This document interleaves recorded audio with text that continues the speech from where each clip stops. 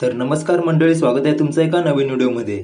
मंडळी, दिनांक 1 मार्च 2025 रोजी मसोबा मंदिर रेटरे धरण येथे भव्य दिव्य असं देवेंद्र फडणवीस केसरी नावाचं ओपनचं बैलगाडा शर्यतीचं पर्व 2चं मैदान पार पडणार आहे. या मैदानामध्ये प्रथम पारितोषिक हे 3,05,559 असल्याने येथे अनेक नामांकित नंदीही येणार आहेत. त्यामध्ये आपल्या सर्वांचा लाडका दशम हिंदकेसरी बकासूर ही या मैदानामध्ये आपल्याला 100% पळताना दिसणार आहे.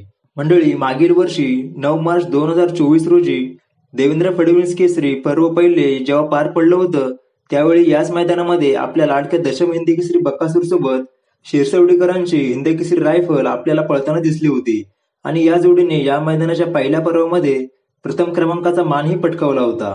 आता यावर्षी 1 मार्च 2025 रोजी होणाऱ्या दुसऱ्या पर्वामध्ये बकासूर सोबत कोण पळणार हाच प्रश्न आपल्या सर्वांना पडला असेल.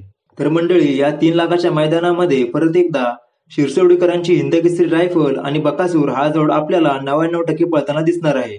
मंडळी, या जोडीचा इतिहास सांगायचा झाला तर ही जोडी अजूनपर्यंत फक्त एकदाच पळाली असून प्रथम क्रमांक पटकावण्याचा मानही या जोडीच्या नावावर आहे. तर भेटूयात पुन्हा एका अशाच नवीन व्हिडिओमध्ये. तुर्तास धन्यवाद.